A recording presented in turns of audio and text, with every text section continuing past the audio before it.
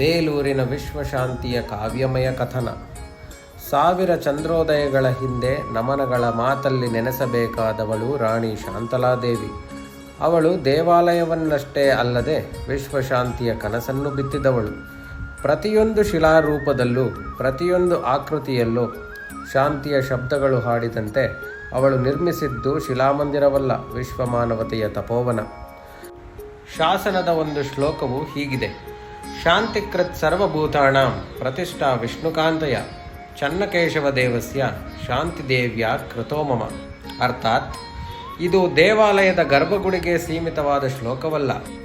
ಇದು ದಿಕ್ಕು ತಪ್ಪಿದ ಲೋಕಕ್ಕೆ ದಾರಿ ತೋರುವ ಮೌನ ಮಂತ್ರ. ಇಡೀ ಜಗತ್ತಿಗೆ ಶಾಂತಿಯನ್ನು ಕಲಿಸುವ ಶಾಂತಿ ಮಂತ್ರ. ಇದು ನಿರ್ಮಾಣಗೊಂಡ ಚನ್ನಕೇಶವ ದೇವಾಲಯ ದೇವನಿಗಿಂತ ಹೆಚ್ಚಾಗಿ ಶಾಂತಿಯ ಪ್ರತೀಕ ಮೂರ್ತಿಯೆಂದೇ ಕಾಣಿಸಿತು.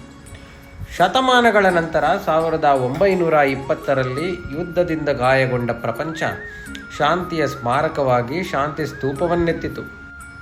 ಆದರೆ 1000 ವರ್ಷಗಳ ಹಿಂದೆ ನಮ್ಮ ರಾಜರು ಶಾಂತಿಯ ಬಗ್ಗೆ ಮಾತನಾಡಿದವರು ಮಾತ್ರವಲ್ಲದೆ ಶಾಂತಿಯನ್ನೇ ತಮ್ಮ ಜೀವನ ಶೈಲಿಯಾಗಿ ಮಾಡಿಕೊಂಡವರು. ದೇವಾಲಯವನ್ನು ಶಾಂತಿಯ ಸಂಕೇತವಾಗಿ ಕೆತ್ತಿದವರು.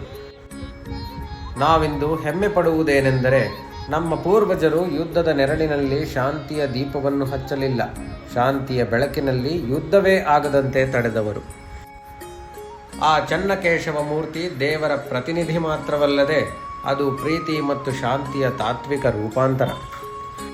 ನಂತರ ಕಾಲದಲ್ಲಿ ವಿಜಯನಗರದ ರತ್ನ ಸಿಂಹಾಸನದ ನೆರಳಿನಲ್ಲಿ ದೇವಾಲಯವು ಪುನರ್ಜನ್ಮ ಪಡೆಯಿತು. ಅವರು ಶಾಂತಲಾದೇವಿಯ ಶಬ್ದರಹಿತ ಸಂದೇಶಕ್ಕೆ ಸ್ವರವನ್ನು ನೀಡಿದರು. ವಿಜಯನಾರಾಯಣ ಎಂಬ ತತ್ವ ಇಂದು ನವಜೀವನ ಪಡೆದ ಚನ್ನಕೇಶವ ಎಂಬ ನಾಮದಲ್ಲಿ ಪ್ರಕಾಶಿಸುತ್ತಿದೆ.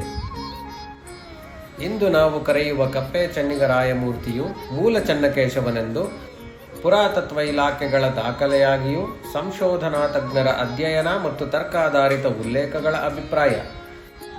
ಅವನು ಕೇವಲ ಚನ್ನಕೇಶವ ದೇವನಲ್ಲ, ಅವನ ಶಿಲ್ಪಾಕೃತಿ ಶಾಂತಿ ಮಂತ್ರದ ಪ್ರತೀಕ.